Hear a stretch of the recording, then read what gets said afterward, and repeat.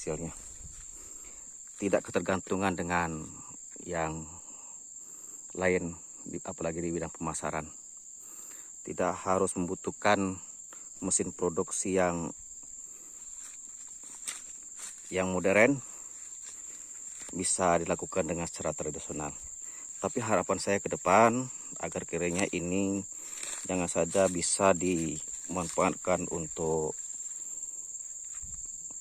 produksinya secara tradisional, namun harapan saya ke depan agar kiranya air aren ini nanti bisa diproduksi, dijadikan atau diawetkan seperti rasanya minuman semacam teh gelas atau minuman dari air kelapa yang diawetkan. Nah, itu nantinya. Kenapa saya bisa berbicara seperti itu? Karena dengan jumlah 350 batang ini, kalau sudah produksi nantinya, ini satu batang bisa menghasilkan air aren dalam satu hari antara 2 sampai 18 liter ada. Jadi kalau kita kecilkan skopnya, taruhlah sekitar satu batang itu 5 liter, ini 350 batang. Berarti kalau kita kecilkan 5 liter sehari, artinya sudah mendapatkan air aren itu sampai 1,15 sekitar 2 tonan sehari. Kalau 5 kali 1,5 berarti 3 ton sehari. Bukan main. 3 ton sehari itu untuk mentah dari batang aren menjadi air nira. 3 ton itu kalau dikemas dalam bentuk minuman, luar biasa banyak. Jadi bisa menghasilkan beberapa buah dus minuman seperti air aqua yang dikemas oleh pengemas air minum. Itu harapan besar saya. Apa tujuan daripada memproduksi hasil itu bukan lagi tradisional, supaya dapat meningkatkan nilai ekonomis produksi dari hasil panen daripada tanaman aren. Dengan begitu, kalau secara tradisional mungkin menghasilkan sehari itu kira-kira 10 juta atau 15 juta, dengan produksi yang banyak seperti dikemas tadi, kemungkinan besar bisa menghasilkan sampai 25 jutaan sehari. Nah,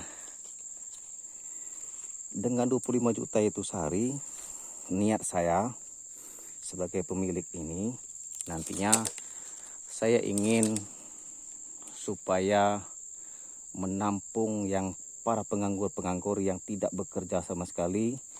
Maka banyak dikatakan oleh masyarakat yang anak-anak yang umuran SMP, SMA yang dikatakan dicap orang nakal, pemaling ayam segala macam itu, ini akan saya tampung semua mereka dan saya akan membina mereka.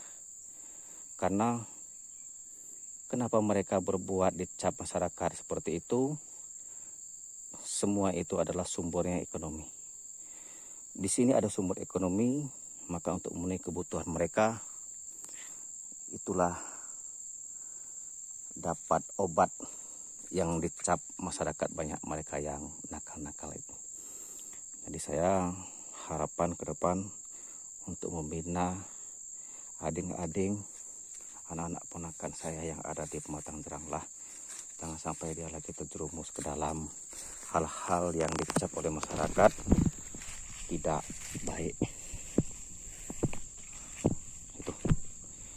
Dan harapan juga supaya ini saya menciptakan lapangan pekerjaan yang Saya kira luar biasa banyak ini. Dengan 350 batang aren, paling tidak tertampung tenaga kerja 20 keluarga. Saya yakin seperti itu. Artinya makmur masyarakat saya khususnya di Pematang Jerala untuk 20 keluarga. Saya jamin hidup dan kehidupannya di sini. Mana tidak mungkin, karena saya perkirakan untuk mendapatkan hasil satu hari 25 juta. Nah, biaya operasional aja saya anggap sekitar 20 juta sehari. Jadi saya bisa mungkin menabung untuk pribadi saya saja misalnya sekitar 5 juta. Kan luar biasa. Itu kalau kalian kasar. Tapi entah, semua itu adalah kehendak Yang Maha Kuasa. Saya cuma berkeinginan ikhlas untuk hidup dan kehidupan khalayak banyak, khusus untuk Pematang Jerala dan sekitarnya, agar tidak dikatakan banyak pematang kering. Nah, pematang kering itu rasanya tersentak hati saya untuk membangkitkan, jangan lagi kan kering pematang ini, supaya dapat menghasilkan ekonomi yang tidak ketergantungan dengan orang lain dan hal produksi. Seperti dalam keadaan sawit, harga sawit pun juga semena-mena orang menentukan harganya. Itu tergantung dengan pabrik yang ingin menetapkan harga. Kalau kata pabrik 2000 ya 2000, kalau kata pabrik 500 rupiah per kilo ya 500 rupiah. Kita hanya menunggu. Itu kalau menanam sawit. Makanya saya beralih, tidak mau menanam hal yang seperti itu yang tidak tuntas, tapi saya mengalihkan tanaman ini ke tanaman aren. Supaya kenapa? Karena hasilnya bisa kita kuasai dan tidak ketergantungan kepada yang lain, dan kita yang menguasai. Sebab tidak ada yang namanya manusia yang tidak mau makan gula, apalagi gula nau atau gula wabang kalau ke bahasa mana itu.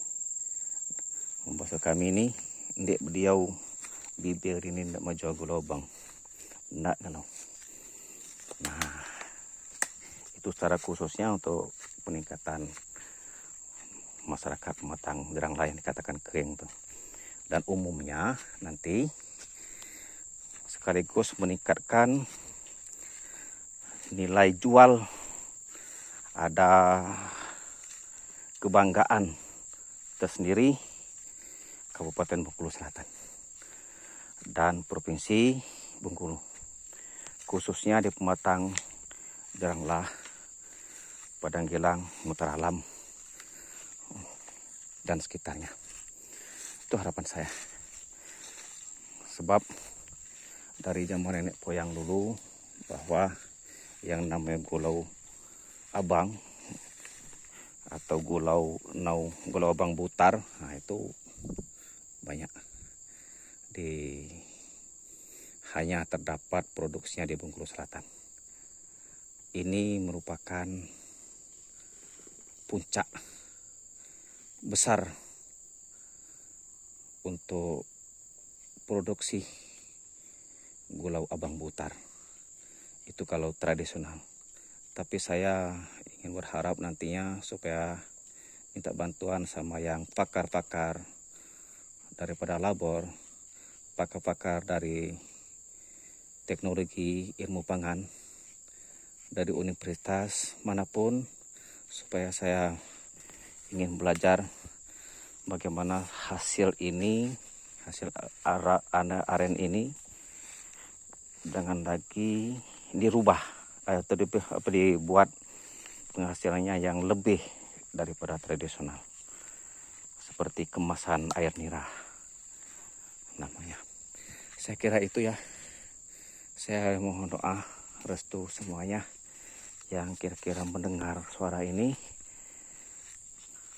Insya Allah kalau niat kita baik dan tulus, ikhlas, mudah-mudahan akan mendapatkan berkah dari Allah Subhanahu wa Ta'ala. Terima kasih. Maaf atas segala kekurangan. Bila taufiq wal hidayah. Assalamualaikum warahmatullahi wabarakatuh.